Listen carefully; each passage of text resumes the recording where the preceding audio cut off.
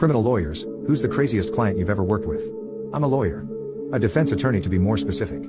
I defend criminals and innocent people alike. Most of the criminals I defend aren't James Bond villains or George Clooney from the Ocean's movies. Most criminals I defend are stupid.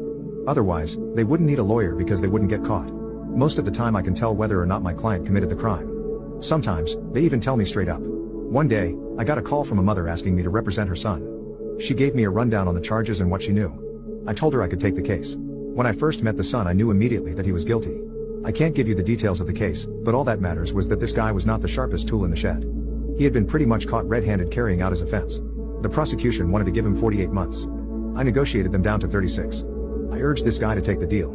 It was the best he was going to get, seeing as though they caught him in high-definition security footage. He refused to take the deal. He must have been watching Suits every day because he would quote legal documents that had no relevance to his case in an attempt to justify going to trial. He thought this was Goodwill Hunting. In reality, this guy barely graduated high school and had the literacy of an 8th grader. Every meeting I had with him would end with me pleading with him to take the deal. He would refuse and say he had to go see his girlfriend. His favorite line was, "We have to fight it. We didn't have to do anything." After a couple meetings going nowhere, I decided to give up trying to talk sense into him. We went to trial.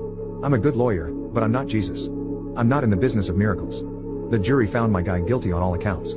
No surprise there. The surprise would come during the sentencing.